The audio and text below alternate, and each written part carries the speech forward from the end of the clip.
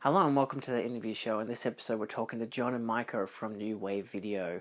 We're talking about Japanese cinema, boutique Blu-rays, what it's like to actually make and produce boutique Blu-rays, especially ones that come mostly as films from a foreign land because they're Japanese and we're in Australia. It's really interesting stuff. We dive into so many details of basically everything that they do, what they hope to achieve, all these potentials and things that are happening. And so stick around. Enjoy.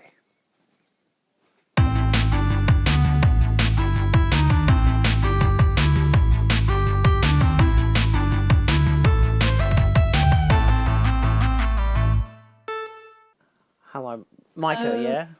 yes, Michael. Yeah, nice Yeah. to meet you. Yeah. Thank Cool. you for Julian. Thanks for having us on. Appreciate it. Yeah. No, it's great. I kind of hate that other guy beat me to it. Oh yes, The- Ryan. yeah, and I was just like, he stole my idea. I had something there. But no, I guess we'll welcome to the show, to that interview show. I guess Yeah, give us a brief introduction as to who you are, what you do, and why you're here. yeah, definitely. Thank you. So yeah, my name's John Matthews, and I'm one of the co-owners of New Wave Video. I'm more on the, I guess, production side of our releases, and yeah, and so I've been a long time movie fan myself. I'm quite involved with the movie community. So yeah, that's me, John Matthews, and It's yeah, Michael. I'm originally from Japan, and yeah, also I love movies and not nerdy as Jones, but I love movies, and I'm more working as like sales more on the sales side, sales and dealing with Japanese companies. trying to acquire the films. Yeah, Yeah.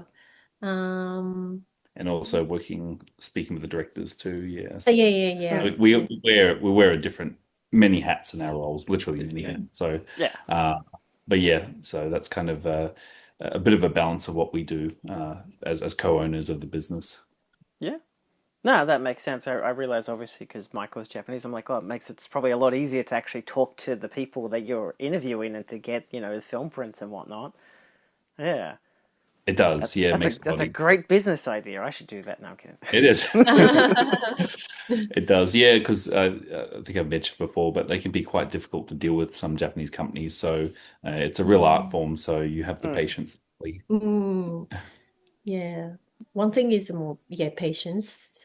Yes, definitely, definitely. Yeah, they're really like very pride and not, Mm. yeah, I don't know, harsh or Harsh. I don't know. Yeah, yeah, They're not mm, aggressive. yeah. Oh, do you Huh? mean the Japanese The companies? companies, Yeah, yeah. yeah, Very yeah. polite and Are um very polite. Yeah, right, but just need a patience to patience. Yeah, like yeah. very step based. Yeah, Mm, sort of process. But mm. Yeah. so yeah, it's but thankfully you can speak to them, which is good. So it helps us a lot. So Yeah.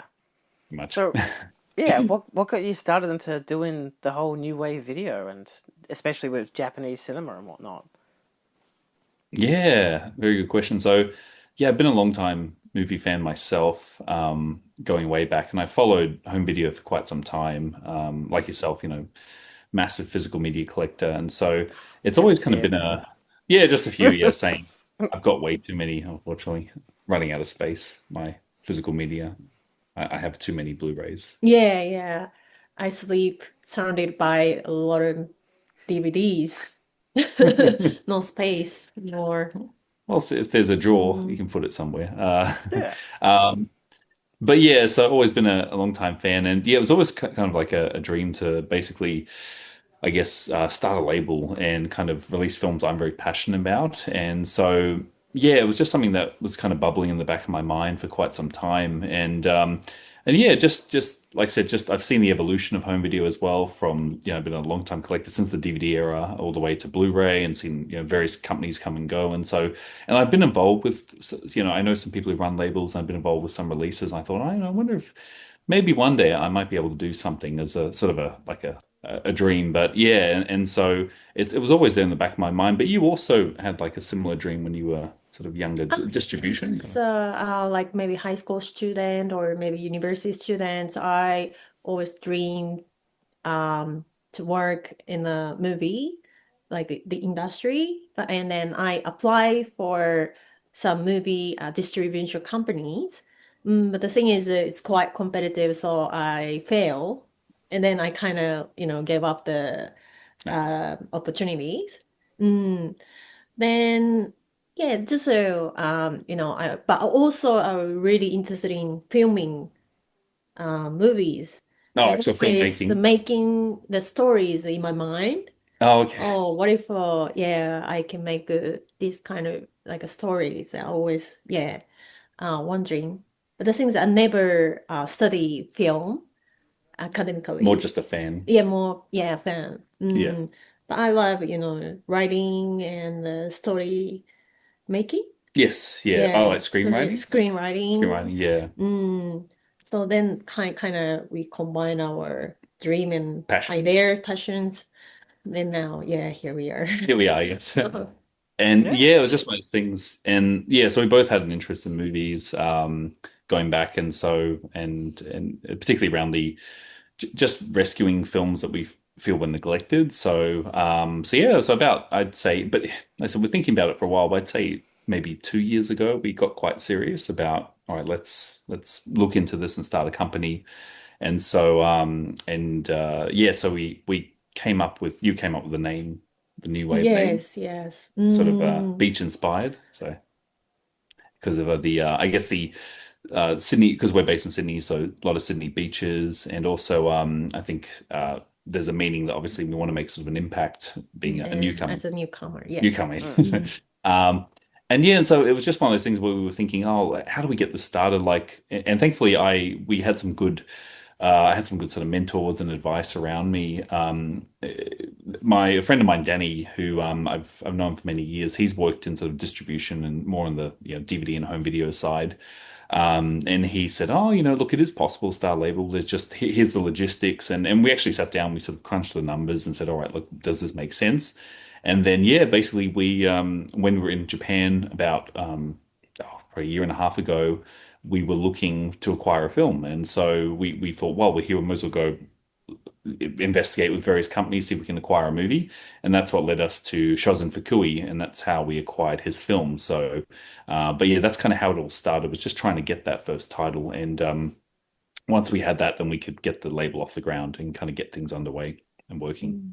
Yeah, but personally, I didn't know that Australian people really like all the Japanese movies. What a So surprise. yeah, quite surprised. But also Shojin-san didn't realize as well how his movie was popular for foreign people. Yes, Yeah. I think a lot of these Japanese directors don't have an idea that it's popular outside of Japan, or even in Japan, like there's not much of an audience. So it really surprises them when they find out that there are people in Australia that are interested in these titles. So yeah, that's a good point. It was Mm. Shozen was quite surprised because when I visited Shozen, he probably wondered like, who's this guy from Australia? This is a bit odd.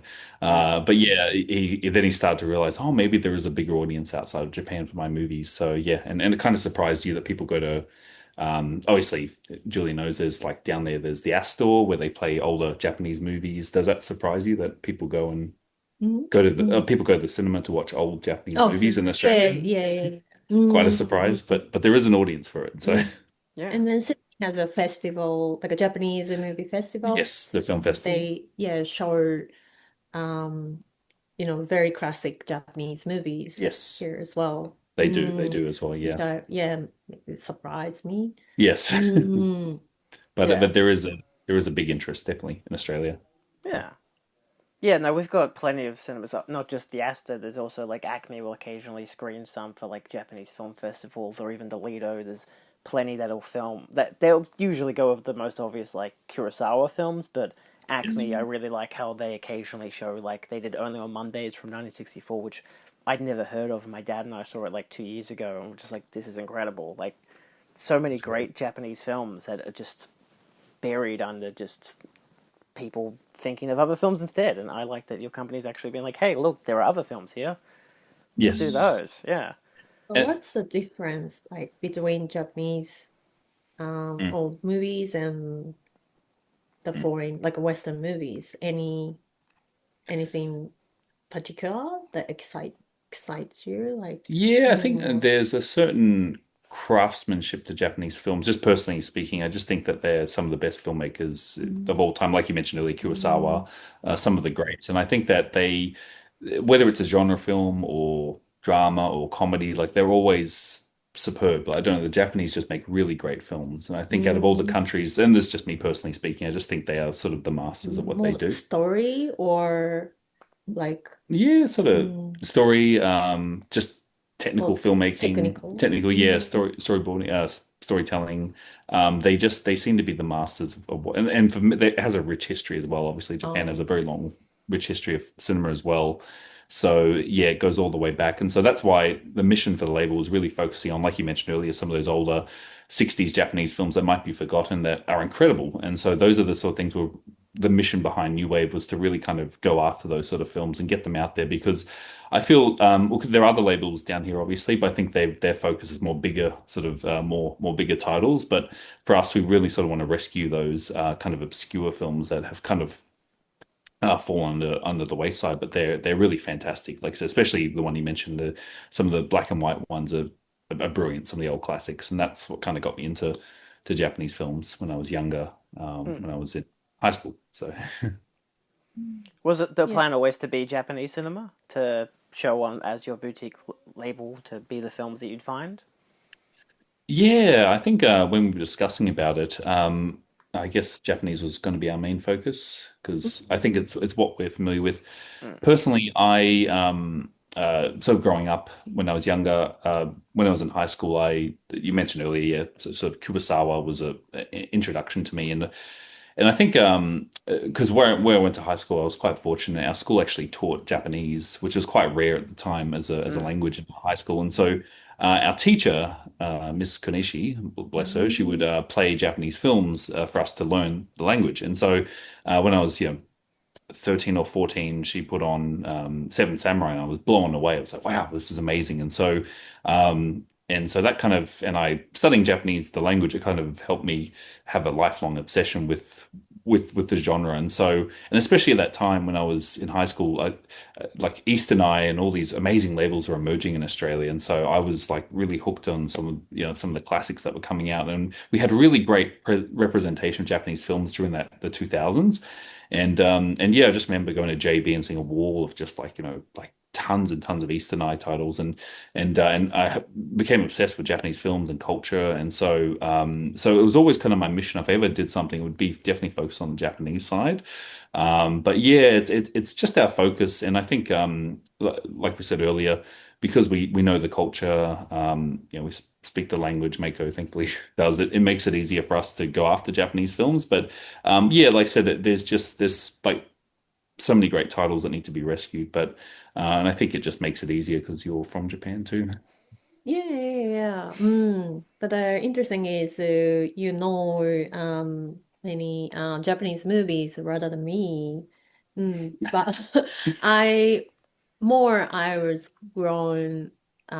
grew up with Western movies. I started watching Western movies when I was young. Yeah, yeah, young, student.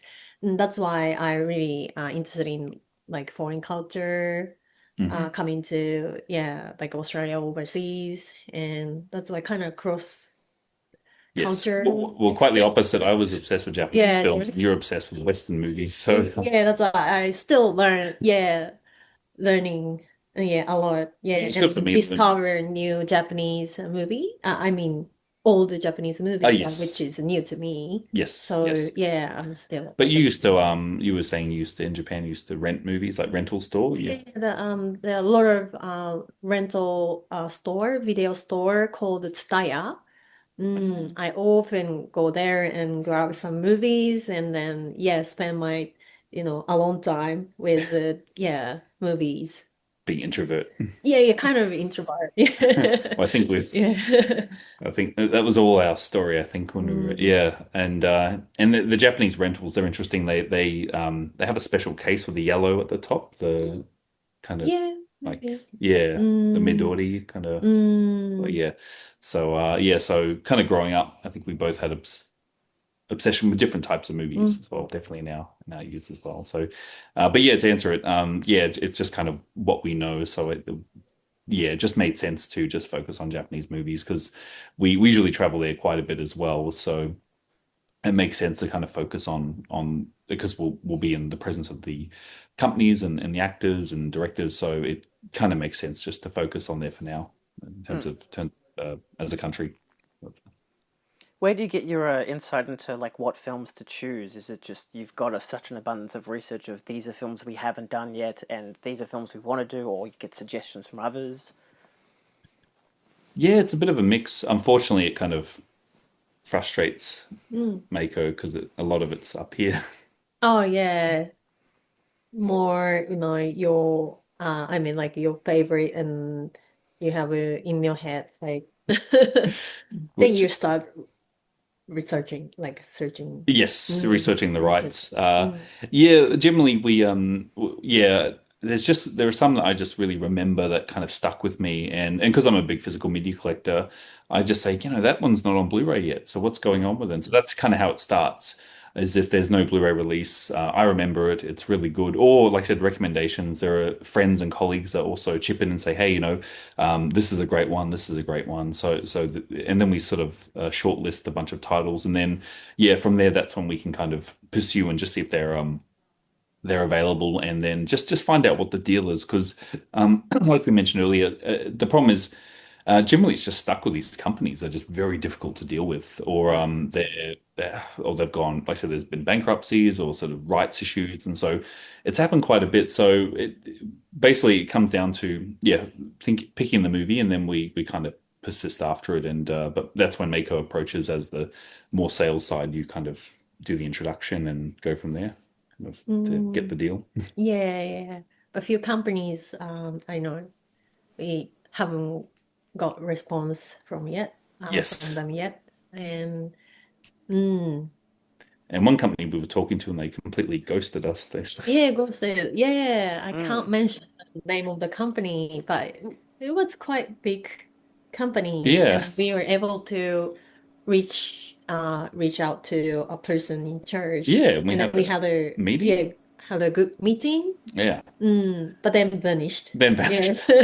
That's dealing with Japanese companies. They're very unpredictable. Mm, But yeah, thankfully, you've got the skills and patience to work with them, and then yeah, and then once we find out it's available, and obviously, you just before we pursue after them, it's just I like we do research like who's this owned by, and if it's like Toho, we won't even bother because they're kind of like the Disney of Japan, as you know. So unless Yeah. you're Criterion, they're not going to answer your calls.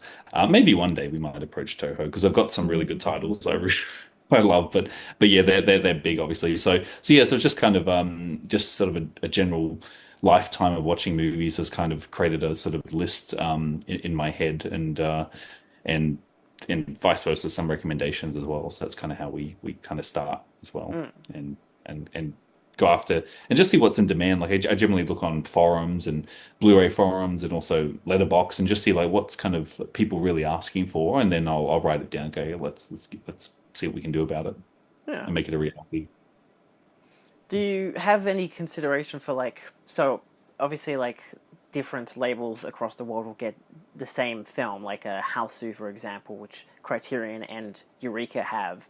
Would you Yeah. have consideration of getting films that someone else has also done a production of, or do you just want to stick with completely obscure stuff that has not been released? Yeah, definitely. Look, yeah, so if a big enough title comes to us, then we will do a release. But what we want to do is we want to try and one up it. So Mm. if we do a release, we want to make it special. So absolutely, yeah, there are titles that I was looking at and they were available, and I'm like, oh, maybe we should. I mean, there already is a US Blu-ray. There's a title right now we're in negotiations for. There already is a US disc, but we're like, Mm. it's a big title. We could probably get it and make it special. So, and Mm. when we get a release, we give it that new wave treatment. So, new essays, new video, new interviews, obviously new retrospectives, and like I said, depending on the title, we might even do a 4K in the future. If it's a really big enough title, we might kind of try and one up it. So yeah, it is on the table as well. And with our third announcement, Udoski Doji, there was a US Blu-ray, but they not to sound negative, but they just didn't put in much effort. They just put the movie out, and there was nothing. So when we acquired it, we want to obviously there's a US release, but our release is going to be obviously more packed, more extras, more physical package as well. So so if there is a release, we will actually study it and say, okay, let's how can we make this extra special? So yeah, it's definitely on the table to release other And we territories. will closely working with illustrator, like um Oh yes, yeah, yeah. illustrator, mm, Tosh, Maeda-san. Maida-san. Maeda-san. Yeah, so Yeah. Uroski Doji, the original creator, we Create. reached out to him Mm-hmm. and he wants to be involved 100%. And he's the original animator, the original creator of the series. Oh, And he did, it was just interesting because we chatted to him and it seems like no one reached out to him. And the US did their release, but they just tried to rush it out. mm. And it's just like, why wouldn't you consult the original creator? And he's quite excited to, Yeah, yeah, to get involved yes, into our project. And Yeah. then yeah, we already kind of hit it off. And yes, then he's a funny guy. we promised that we are going to Japan, and then we have a time to meet him in person. And As yeah, long as we buy him a beer, he will. yeah. He'll do the interview for us. Uh, he's a fascinating guy. He's one of the original manga sort of artists from the 80s, but he's a funny guy. Very, funny, interesting. Yeah, I suck him, man. Osaka. So, Mm. um, yeah, and he's legendary. So I was quite surprised, but yeah, and once again, it's just we will go that extra mile to see who's around, who can we get involved to make it extra special. Because why wouldn't you want to get the original creator involved? It just makes sense. So he's going to look at our release and actually sign off on it and give his blessing as well. So, and he's actually going to give us his artwork. I think as part of the deal. So if we can use some of his artwork too, which is very generous of him. I think just that the fact that we reached out to him kind of really made his day because he probably Yudowski Doji's been released in various territories and no one's really ever reached out to him by the sound of it. So Mm. uh, yeah, which is just once again makes no sense. Like you have the original creator. It's like you were doing a Simpsons documentary and you don't reach out to Matt Groening. Like it just doesn't make any sense.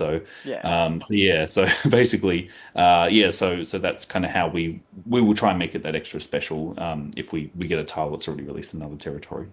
Yeah. Is the process, well, I mean, obviously, once you get in communication with people and whatnot, is it easy enough to get like film negatives and whatnot? Yeah, look, it depends on the situation, definitely. So, most of the time, yeah, look, we want the negative because we want to do a new restoration, and thankfully we've struck up a partnership with someone down here in Sydney that can do the scanning, which is great. So they can just kind of run it through and do the restoration. Mm. But yeah, it depends. With our second release, Strange Circus, they had the file ready to go, so and that one we spoke to them about the negative, but they didn't want to release it. They were very nervous about it. So we were denied access. Thankfully, they had a pretty good 1080p transfer that they gave us, and that's what we'll be using on the Blu-ray. Mm. But generally, yes, we always want the negative. With Rubber's Lover, it was owned by a big company. And so Shozin, he made it independently, but the film got acquired by a big sort of corporate entity in Japan. And they had it there safely in their storage, but it was a real fight to get the negatives. It took a long time for them to Mm. ship it over to us. It Mm. was like, and they didn't want to send it to us as well. So yeah, we had to really sort of fight for that one. Number four, like I said, just depends on the producer. Noriko's Dinner Table, which is our fourth release. The producer was really nice guy, very casual, Mr. Yokohama. Yes, yes. Yeah, Mm. he was just like, oh, just have the Yeah, negative. because we had a dinner and drink together in Japan. Yes. Yeah. Mm. And then I said, have you got the negative? He's like, yeah, I've got the negative. Just you guys can just have it, do the scan. Oh wow. That's good. So I think it just depends on the producer or the company. So it can be a real struggle or it can be easy. And with Yodosuke Doji, once again, that was a case they've already done the work, so they just give us the file. But generally, yeah, we always aim to have the negative. And the thing that makes us different is if some other labels will approach, and if they say, "Oh no, we don't have a master," they'll be like, "Ah." And okay, and they'll just walk away. But for us, we'll persist. But okay, what have you got? Elements, negatives, prints, and we will definitely go the extra mile to have it shipped to Australia, and we Mm. will scan it here. So that's something I think some other labels. uh, I don't mean to speak negatively. I'm not saying that at all, but I'm just saying investment wise, it is quite a bit to do that. And Mm. for a lot of companies, kind of watching the bottom line, it's not worth the effort to bring a negative and scare. They'll just be like, okay, we'll look at other titles. But for us, we will kind of go that. I guess because we're crazy, we'll go that extra mile to have it scanned and brought over here. But it's quite a fascinating process. For yourself, what was it like seeing the negative? Quite a Oh yes, it fascinating. was very interesting. Yeah, I never seen that Yeah, before. because So you've seen it in movies and stuff before, like yeah, cans, yeah. but But very freaking out. Like we have to take care of it. there's Mm, only one. Mm. yeah. Wow. One in the world, yes. Mm, So you have to be extra careful, especially with the Rubbers Lover one. Yeah, that was very precious, and it's always very nervous having it sent over in the post. But like I said, and that's something that we'll offer to these companies. We'll be like, hey, you guys, and a lot of the thing about to scan a film in Japan is horribly expensive, very expensive, and so it's appealing to them as well. Be like, hey, look, send it to us. We'll do the restoration work, and then they're like, okay, then it kind of makes it easier for us to acquire the film because we'll do a part of the deal is they'll get a brand new scan back for them as well. So yeah, it's interesting process. It's a real learning curve because the first one, like I said, Robbers Lover was a real fight, and they sent us the wrong negative. They sent mm. us a sound negative. Oh, anyway, back and forth, back and forth. But yeah, it's quite crucial to us that we have the best possible materials for our releases when we do them. Yeah. So what is the authoring process like? Because I've always been fascinated by that, like just the idea of putting through a negative and finding a company and everything that will actually do it. And you said you know people in Sydney who can do it, which is just incredible. Yeah, yeah, absolutely. But thankfully, look, we researched around, and it seems like that most of them are in Melbourne. There's a few down your way, actually, a lot of authoring houses that do restoration work. But yeah, we were very lucky to find someone in Sydney called Ray, and Ray's done a lot of restoration work for a lot of the film archive. He does a lot of sort of government projects. He does a lot of stuff for I think there was some documentary Mad Men did. The Midnight Oil one, he scanned and restored all of that as well. So Mm. he's really good at what he does. And so yeah, so we met up with Ray, and he's a nice guy, Ray. He's a Yeah, very yeah, very down to earth. Mm. soft spoken. Yeah, so, Mm. and yeah, and so I called him. I said, "Look, can you restore this film?" He said, "Yeah, look, bring it in. I can do a Japanese film. It doesn't matter. It's film. I can still restore it." So we took it to him, and yeah, he was able to run it through his massive 4K scanner that he has, and the Mm. big machine in the office. Yeah, and checking with Oh, the small. the magnifying. Mm. Yes. So he puts it on this machine. I guess that's sort of the real thing, and he kind of Mm. goes through and he inspects it and makes sure. And it's Mm. it's fascinating to watch. It really is, because, Mm. like I said, it's something that. And then yeah, he does the scan through the machine, and then obviously does the color grading and removes the specs and stuff as well afterwards, and syncs up the audio too. So it's quite a fascinating process, and Ray can turn it around quite quickly as well for us, which is great. He works on it really hard, and he can get the transfer out to us in a couple of weeks, which is pretty amazing. So we've struck up a good relationship. But yeah, learning that sort of process is really fascinating because it's something I've heard about, but going through the process is quite interesting and quite fascinating. And then yeah, once it's scanned and the master is done, he'll give us obviously the master file, and then we will get it down to be authored as an actual disc. And speaking of which, I'll just show you. We actually, funny enough, good timing. We just got the check discs in actually just the other day, so they're almost they're not in hand yet, but we've got. I watched them. I had to go through the extras and check it as well. Yeah. Um, but yeah, this is done by a company in Melbourne. Actually, they're called Remote Digital, and they do authoring for look a lot of the labels. And basically, yeah, they kind of compress it. They take that obviously the 4K mask, they bring it down, they compress it, they do authoring, they make menus, and then that's kind of they do all the magic down there as well. So, yeah, it's quite a process from scan to master to being put on disc, and then ultimately getting it packaged as well. And the great thing about these guys at Remote, they're like you hear it a lot. People say, Fidelity and Motion, they're obviously one of the big ones. I think they're in Hmm. the US, but Remote Digital are just as perfectionist. They're all about bit rate and compression. And so the releases, they make sure that obviously it's a high bit rate and the grain's intact and there's no, digital noise reduction or any of that rubbish. So it's always sort of to a high standard. So I checked through. I was very thorough. I went through Rubber's Lover. I made sure everything was still there and it was all perfect. But yeah, they obviously were able to compress it to the Blu-ray standard and make sure there's enough breathing room on the disc as well. So it's yeah, it's really fascinating. So once you go through those steps, then you can kind of get the disc to market. So it was all a big sort of learning curve for us. It definitely was overall. Yeah. For creative journey. Yes, creative Mhm. journey. Definitely was. There was a lot of some headaches, that's for sure. But it was Mhm. worth it. Because obviously these are all Japanese films. Are you planning to do subtitle tracks with? Well, obviously you probably do English language, but you planning to do other languages as well? Yeah, look, definitely. Do you mean other sort of language films or extras? Just subtitles. Yeah. Oh, subtitles. Because Yeah, sorry. yeah.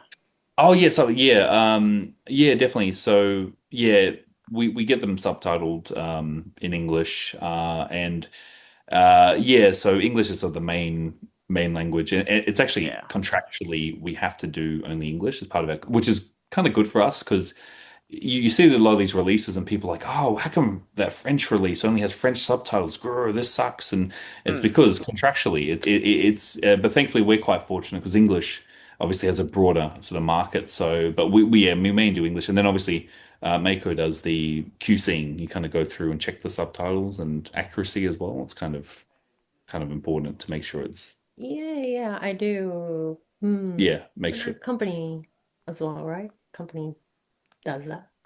Oh yeah, Yeah, yeah, yeah.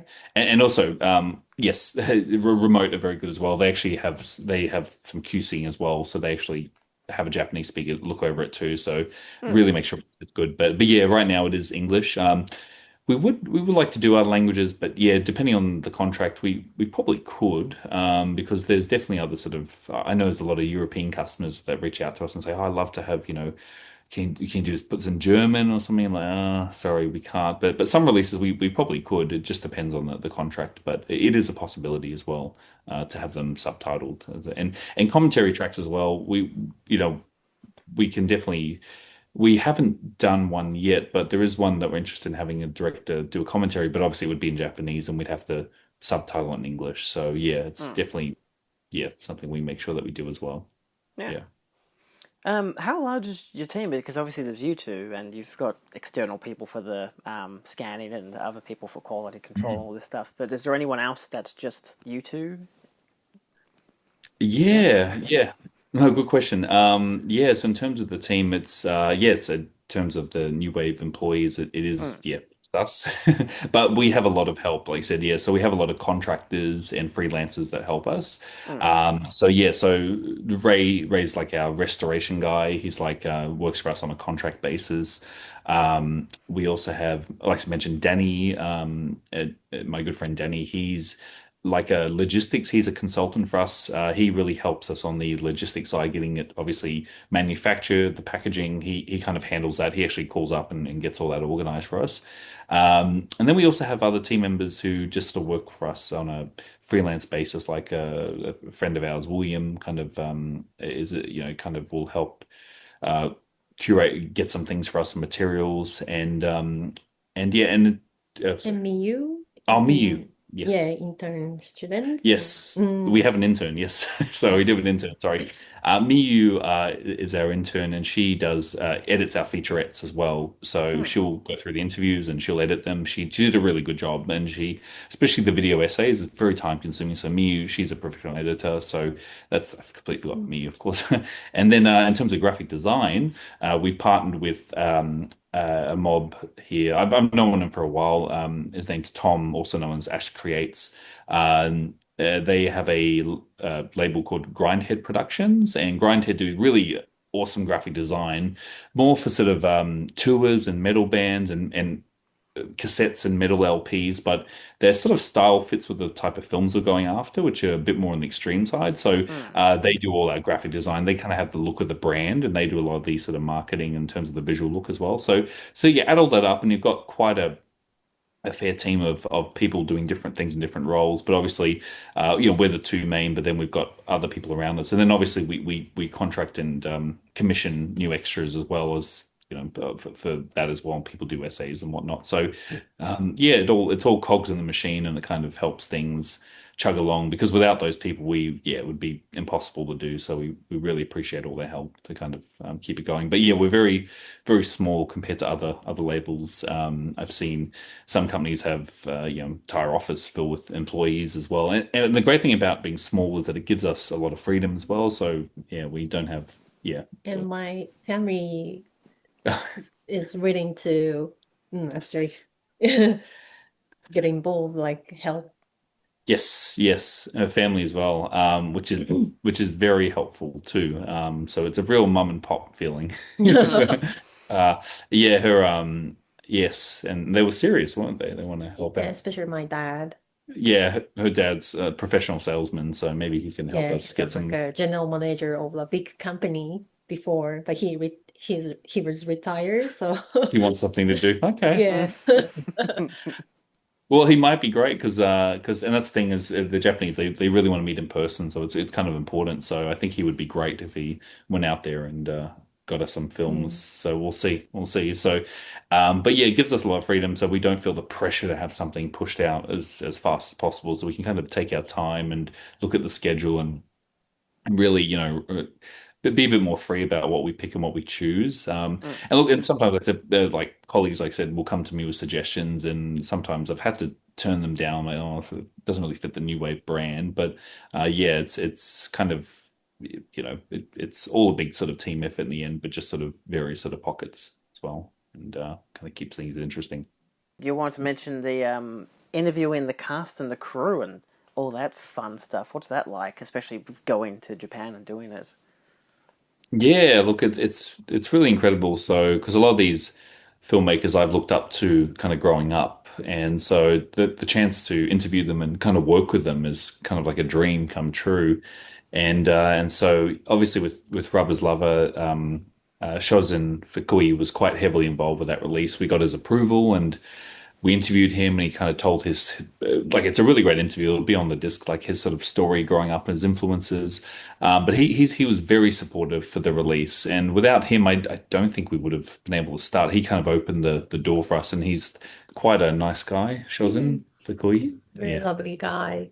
Yes. yeah, very Mm. nice. Yeah, yes. And and the other one was Sion Sono, and Sion Sono has made some, in my opinion, some like real masterpieces of cinema. And so I didn't think I get the chance to meet him, but we were able to interview him as well. And yeah, once again, it was pretty amazing being able to hang out with him and chat about his films and other movies and just get his opinion on the release as well. So it was pretty incredible. So when we do the release, we want to make sure that it's filmmaker approved or at least director approved. So we always reach out and do that. But on Strange Circus, one of the cast members, we were able to interview an actor who's quite big in Japan, quite a big time actor, Mr. Issei. Yeah, Issei Ishida. Mm. And then Sion-san called Issei-san. Yeah. And got him out. Yeah. And then Arranged the interview. Like, yeah, kind of like very easygoing. And then he said, "Hey, how's it going?" And then yeah, why don't you come out for an interview? And then yeah, yeah, also let's have a dinner and let's have a drink dinner and and drinks. mm. And it was quite a big deal because he's in Strange Circus. He's one of the main characters, and yeah, yeah, look, he was a big time, especially in the 90s and well, especially in the late 90s, early 2000s. He was a big sort of TV He's a star. well-known actor. Yeah, actor in Japan. So we know more about essays rather than Sion's director. Mm. Yeah, more we know about essays. Yes. Oh, yeah. In terms of the general Into public, yeah, yeah, the yeah. public. He's very So well yeah, known. to Yeah. me, like, oh wow, essay. Yeah, but for me, I'm like, who? Yeah. But for me, I'm more like, oh, Sono. But Mhm. and we got to interview him, and you conducted the interview, and he was a really Yeah. lovely Yeah, chap. lovely guy and yeah, very soft and mm, he's not like a show how do you say like show off one Show off, character. like He's arrogant, like yeah, not at no, all. he Very, Mm. very humble, quite, humble. Yeah, yeah, even exactly. though he's a big time actor, Mm, and he gave a really good interview, and it was very passionate, and he was kind of going into I mean, he considers, you'll see the interview, but he said Strange Circus he considers one of his greatest works, his yeah, represent like him. yeah, Yeah, yeah. sort of his Mm, masterpiece. So yeah, it was amazing to get that as well. And once again, it was through the connections, we're able to get that interview too. So while we're over there, we try and see how many sort of cast and crew we can mm. get for interviews. Yeah, but interesting is he lives in Australia before, so that's why also you hit off Yes, we as would. well, like That's you right. chat. We were chatting Yeah, about, well, but he lived in the Blue Mountains actually when he was oh a yeah. teenager. It was quite fascinating to hear that. Yeah, so yeah, it's just really surreal kind of interviewing these, quite big, sort of celebrities who are willing to do it and do the interviews. So I think it's just sort of the connections through Sono and I guess, various people and filmmakers. And once again, some of the people who have helped on the extras, like for Robbers Lover, Jasper Sharp, who has done an introduction for our disc. He does some really great sort of commentaries and extras on releases. He was able to hook us up with some other sort of actors and also directors as well through his contacts. So it really is helpful. A lot of the community kind of reaching out to various people because some of these actors they're quite private and directors or they may have retired. So we try and find them if we can and get them involved with the release. So it just adds that personal sort of approved touch to the release. Kind of like, when Criterion try and get a director approved edition, there's something special because you consulted the filmmaker.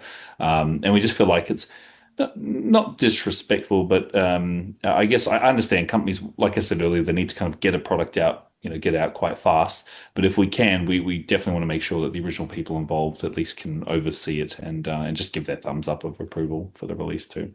Yeah. Do you So. plan to do? Do you aim to do any releases in like local retailers like JB Hi-Fi and whatnot, or are you just happy to with your store right now? Yeah, look, we have thought about it through retail. For the time being, yeah, look, we are sort of focused on the web store because it kind of makes it, especially the limited edition, it makes it a little bit more exclusive. Mm. But obviously, it does sort of.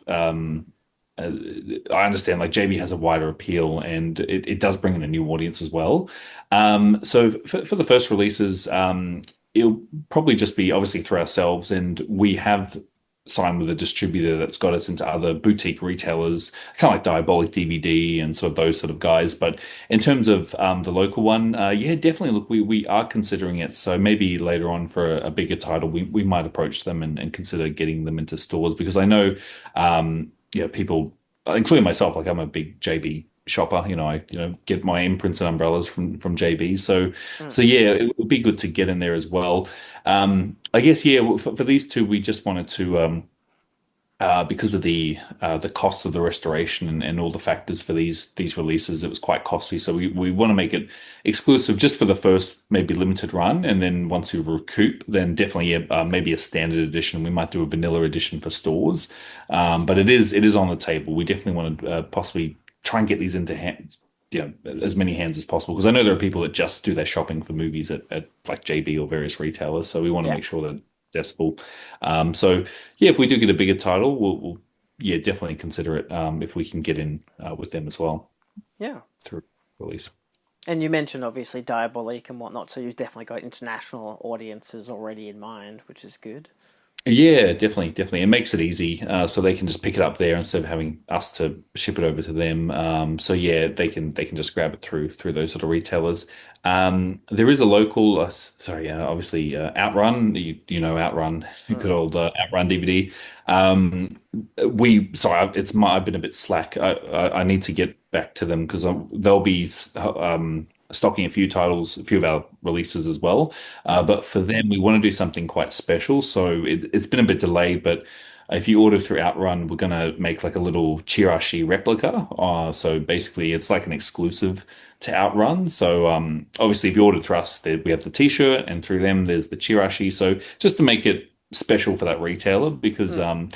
I feel like if they're going to stock our tiles, we want to give them a little bonus. So yeah, more to come on that. I'll definitely need to get back to Outrun, and we're currently trying to get them printed. But so Chirashi's for viewers who haven't heard of it, it's like a little Japanese kind of like promotional brochure. So I have an original Rubber's Lover. I'm going to make a replica, a really high quality replica.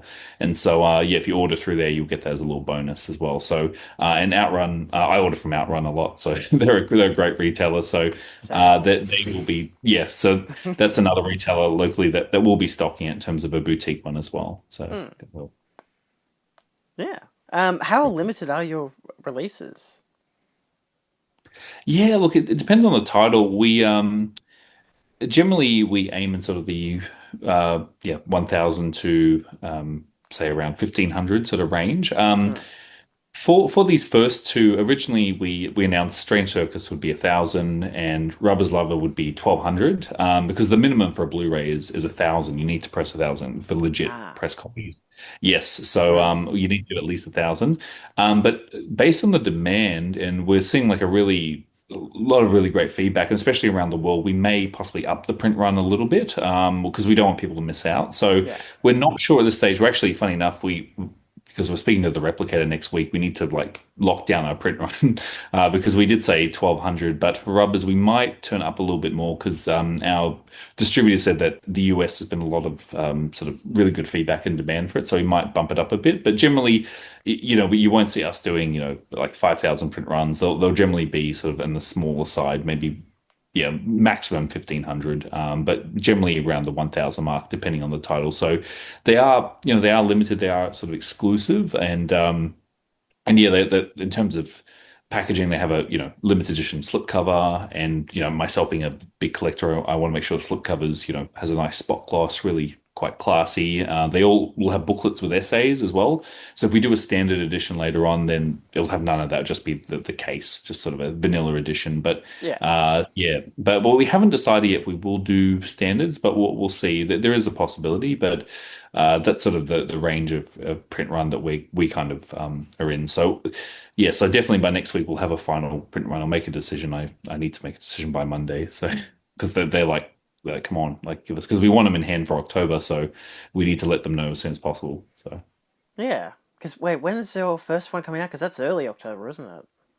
yeah, yeah, sort of early to mid. So Mm. yeah, like I said, we checked them, and yeah, we're pretty much that they're off remote digital, sent off the files to the replicator. So yeah, the ball's rolling basically, but they just need to determine how many they need to press. So we want to get them in hand, and the replicator said it should take about maybe 3 weeks or so, because the problem is once again they're not made. The discs I think are made in Mexico or overseas, so they need to ship them over Yeah. here, unfortunately. So because we used to we don't have any local pressing plants, but yeah, so we're aiming. We promised sort of early to mid October. We want to really commit to that. The shirts are actually being pressed right now. Alex is working hard on pressing all the shirts, and so yeah, we want to get them all in hand and ready. Hopefully, for people for Halloween, they can have them. That's sort of the goal. Mm. Fingers Yeah, crossed. that works better for me because I won't. I'll be back in Australia by Halloween. So, because Oh, I'm okay. gone from the 16th to the 26th. So that was like perfect timing. Yeah. Yes. And I want to say, yeah, thank you. We really appreciate your order, Julian. It Yes. No, means a of lot. court. I Thank saw the Yeah, you. name come up, appreciate it. sort of pop up. So Yeah. yeah, we'll make sure to get out. Oh, just let us know, if you're going to be in town or not. We can hold on to it No, until you. I live with parents, so they'll be home, so no stress on that Okay, note. Yeah, that's so good. Okay, go ahead that's and good. send it, please, for the love of Okay, I don't God. want it sitting on your doorstep for 2 weeks. That's my worst fear.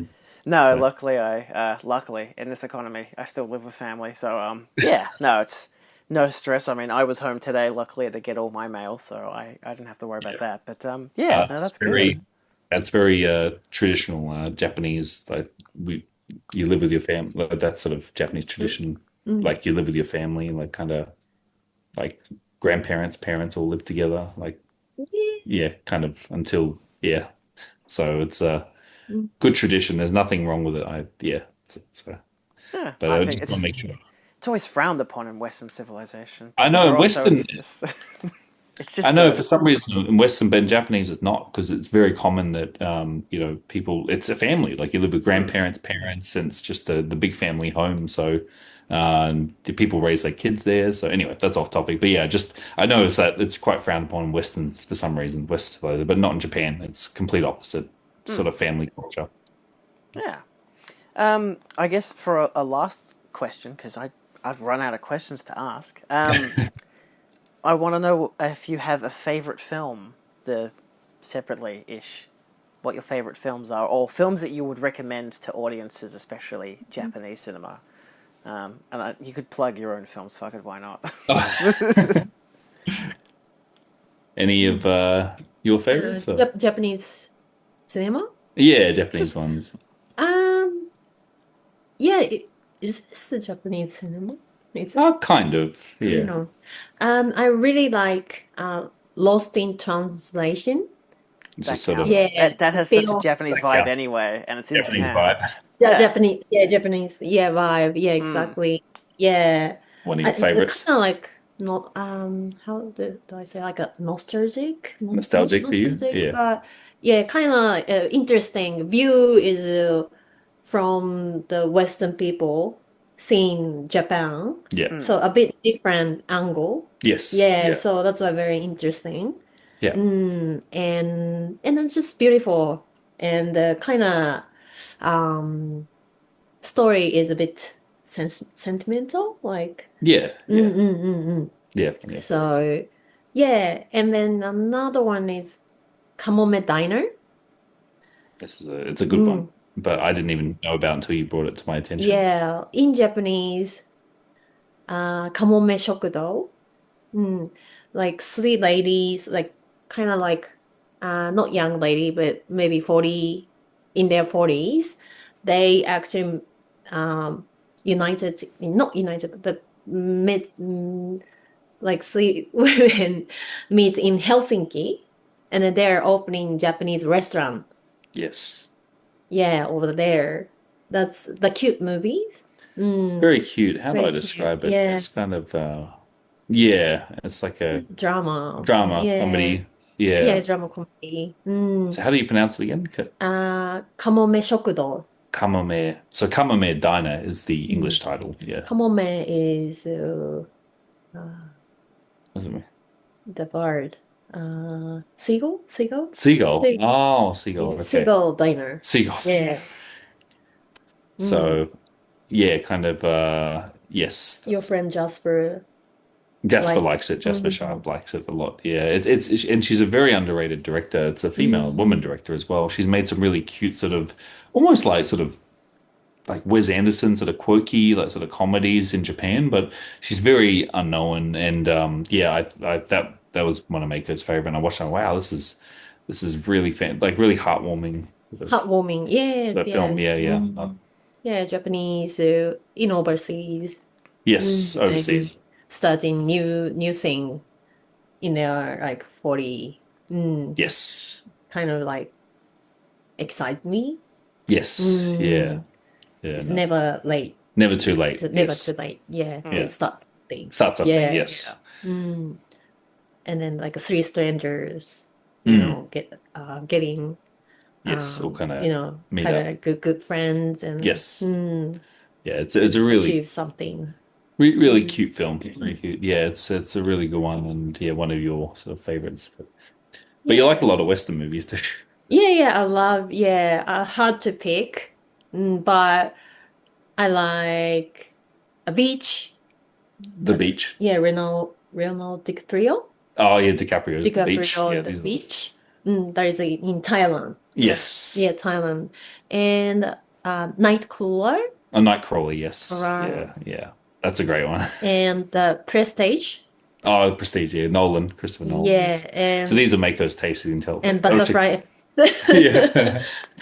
And then Lurs and Real Girl, Oh yeah, Gosling, the right? Line Yes. Gosling. Yes. And yeah, and then also, yeah, like cute movies like uh Regal Blonde. Yes, yes. Yeah. Legally Blonde, yes. Yeah, the kind of things. Yeah, so like cute, quirky comedies and Yeah, yeah, but like successful, successful, yes. yeah, movies. Yeah, sort of. Yeah, the many Yeah, genre. genres, Yeah, thrillers as well, yeah. yeah. Recently, I love thriller. Thriller genre too, Mm, yeah. As well, yeah, definitely. yeah, a lot. Yeah, a lot A lot, more. yes. Yeah. Definitely. So yes.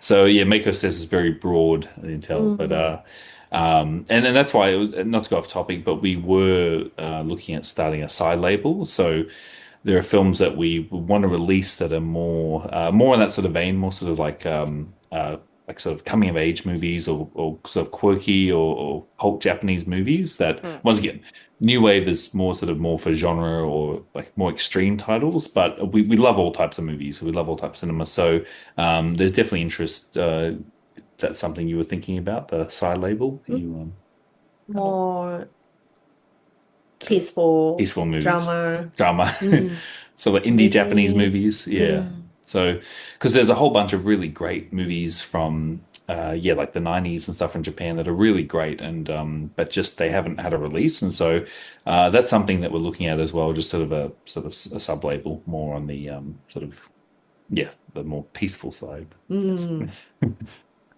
Um yeah, in terms of mine, look, there's so many in terms of Japanese, because I like some of the more sort of cult, I guess sort of older Japanese films, particularly Masamura is one of my favorite directors. He did Blind Beast, which is one of my favorites. You don't, I actually have the original poster hanging. It kind of scares you every time. that was shocking when I saw the movie. Oh, Yeah, yes, I yeah, saw that's right. it. Shocking. Crazy. Yeah, crazy movie.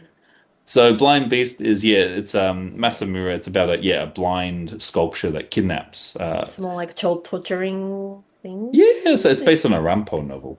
Rampo. Mm, Rampo. No, yeah, so basically people haven't seen it. He kidnaps this model and kind of keeps her captive and him and his mum kind of help out keeping her. mm. It's a 60s movie, 1960s. It's very dark and twisted and you were Mm. quite surprised by it. Yeah. So people haven't seen it. Look, and the reason I'm recommending it because there is a great release from Arrow. So if you want to check it out, it's called Blind Beast. It's one of my and I found the original poster in a store, and yeah, it's kind of scares the guests every time they come around with the. It's got him with the girl in the front with the knife, and it's a really nice poster. But he also made another film called Red Angel, and Red Angel is a once Arrow released as well. So kudos to them if you want to pick it up. But it's about a nurse in World War II, and she basically the psychological effects of having all the I guess all the blood in the bodies, and she gets assaulted by the soldiers, and it's a really sort of dark in this 1960s film, and it's really incredible. And once again, yeah, it's not one we will be releasing, but I love Masamura films. He's a real those are sort of films I'm attracted to, sort of the darker, more stranger Japanese films from that sort of 60s and 70s period.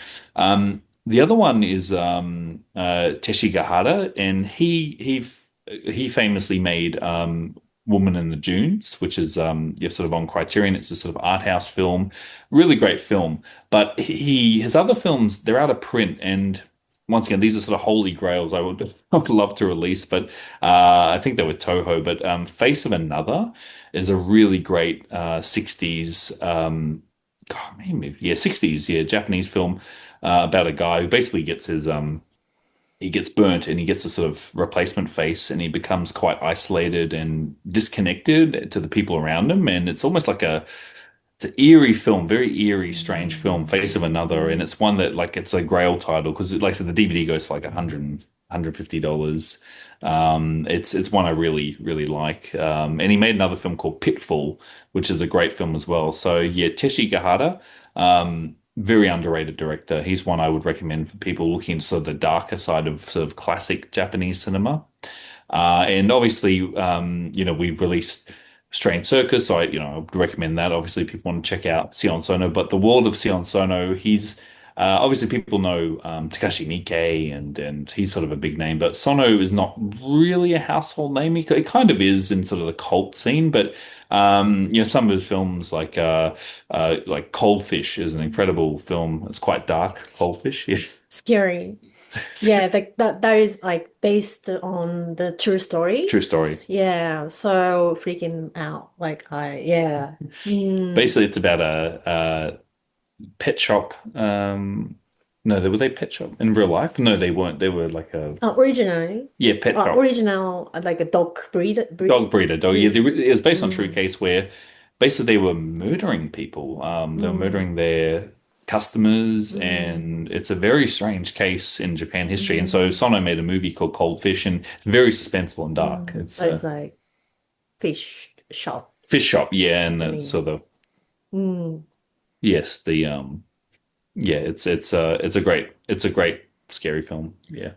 Very scary, suspenseful. Yes, Mm. that's Sono. It's more, and the reason I recommend that's more like accessible Sono movies because some of his films can be quite Mm. weird and strange. So I think that's more sort of accessible as Cold Fish and Mm. His wife is in there. Megumi. Yes, Mm. she's in there as well. Yes, she's one of the that's yeah. I think that was one of her first roles with him as well. Mm. And there's another film of his, Guilty of Romance, which also stars Megumi as well. And they actually had a local Blu-ray many years ago. I think Monster or someone put it out. But it's a really great film if you can track it down. Guilty of Romance is another phenomenal film, and he did another film called Tag, which is another amazing like. It's the one where the schoolgirls kind of get split in half. I think you might have it. You I've may. got that one, yeah. That's a great one. The opening shot where the schoolgirls kind of get split in half Oh. on the bus. It's good. Do you remember? Yes, yeah. But yeah, but yeah, and so obviously, like I said, we'll be releasing Nautico's Dinner Table. So, if you like Suicide Club, this is a great Mm. companion piece, not to pitch that as well. Yeah, I'm trying to pitch things that we probably won't be releasing so people can check out. Um, yeah, but I just love suspenseful Japanese films. Like I think many people may have seen Cure, which is a great film. Mm. The Kurosawa, not Akira, the other Kurosawa. Yoshi, That's yeah. Kiyoshi Kurosawa. Yeah, I Mm. love his films as well. Kiyoshi Mm. Kurosawa. But yeah, but I do love the more, like I said, extreme side as well. So if there's one I would recommend for people who go on the real dark, deep side, there's one of my favorites is called Splatter Naked Blood. Now, this is one we inquired about it. Do you remember we had that meeting? Anyway, so basically, Splatter Naked Blood. If people haven't seen it, this is really like sort of guinea pig level. It's basically about this sort of experiment where he basically gets these women and he kind of puts this experiment on them, and so they feel every time they feel pain, they feel pleasure. And so they put their earrings in, like, oh, okay, that feels really good. Then they start cutting themselves Mm. and they start hacking their arms and great family entertainment. Huh. It's horrendous. But it's 1996. I think it was one of those sort of underground. So that's more the dark. So and that's one we love on New Wave. But the problem is we inquired and the movie stuck in some sort of legal limbo. And we had a meeting. Do you remember that we had a meeting with that? We had a meeting. Oh, geez, I forgot the guy's name, but he was like a sales representative, and he said, "Oh, that movie's in the limbo right now." And yeah. Mm. Oh, maybe. But yeah, it's the funny thing about that movie, we know where the print is. There's a 35 mil print of it. And it's like once again another grail I would love to get, but it's just a case of like bankruptcy, like they don't know who owns it, so legally they don't want to release it. So it's we'll keep nudging them every couple of months, but yeah, that's kind of on our list is yeah, Splatter Naked Blood. That's a very, very dark film. Hmm. But yeah, you like the darker side of Japanese cinema. So yeah, so like I say, I'm more drawn towards the the darker films. But having said that, I love like I said, Only on Mondays, like those sort of classic sort of 60s films, like sort of dramas and melodramas. I really love those as well. So and those are definitely titles we would be interested in more for like if we did a side label. And funny that movie Only on Mondays, we know I know who owns that, and we're actually in talks, so it's a possibility. We'll see. But yeah, so it's one I would love to release because I know it did the film festival circuit in Australia. I think it was I saw it too. Yeah, saw it. I think Mm. it played here too. But yeah, there's just so many like great films. So these are ones I was trying to recommend that more, not usual, Akira Kurosawa's or sort of the big titles, more so the cult sort of classic Japanese cinema. Yeah. You recommended Audition, Oh which yes. yeah, I didn't see it before, Oh yes, yes. You never. and like, we watched it together. But that was also very shocking. Yeah. I love Audition. That's right. Yes. Yeah, it was unbearable. Unbearable. Yes. But the You ending. always wonder why you can watch, No, without any like covering your eyes and that's just it's fine. We get desensitized. That's fine. Mm, No, so mm, we just get used to it. I think. used to it. Yeah. Yeah. No, definitely. Yeah. I So know the that more. I know that they had. I saw was it Chain Reactions at MIFF, which is the Texas Chainsaw Massacre documentary that Alexander Uh, Nicholas is in, and Takashi Miike was interviewed for it, and oh the wow. director was saying before they previewed it that some people left during the second segment because that was Takashi Miike's because they showed clips from stuff like Audition and the Itchy the Killer, and people were just like so grossed out they left. I'm like, this is great. I love it. But yeah. Amazing. No, he's a very influential figure, and we would love to release Mike as well. Definitely, funny enough, the licensor who knows who's we got the Sono, the Noriko's dinner table. He's good friends with Mike. And they're kind of good. It's like, oh, do you want to meet Mike? We're like, oh, yeah, that'll be great. Do Catch up with I? Mike. Yeah, do I like? So yeah, he's got his numbers. Mike is like my good mate. And so, oh shit, okay. So yeah, so yeah, I think he's one of the greats as well. Yeah, definitely is. And Audition's definitely one of the yeah, one of the greats as well. So, Yeah. so kitty kitty. Yeah. And Excellent. that's another great entry level for people getting the J horror sort of Mm. yeah, definitely Audition's a great one. Yeah. And Yeah. Excellent. Well, that's all I've got, and it's good timing because we're about to yeah, wrap up with another 10 minutes thanks to Zoom. But thanks for your time and for all the very informative information. This is stuff that I've been interested in for a very long time. Just to kind of understand how it all works is like yeah. great, and the fact that you're actually putting two and two together and you're releasing these films, especially in the Australian market, is wonderful. So I'm very excited for your releases. Yeah. Thank you. No, really appreciate it. Thank you for having us on. Yeah, it was great to chat. Yeah, it was good. It was good. Yeah. Yeah, it's hope we answered it and yeah, hope we gave some insight into what we do and appreciate the support of yourself and all the customers that have pre-ordered because yeah, we're like I said, we're aiming to get them out in hand by mid-October. So yeah, we really appreciate it because the pre-orders it helps a lot, helps us get it, get the ball rolling faster in manufacturing. Yeah. But yeah, like once we have them in hand, you can order as well. So yeah, it means a lot. Yeah.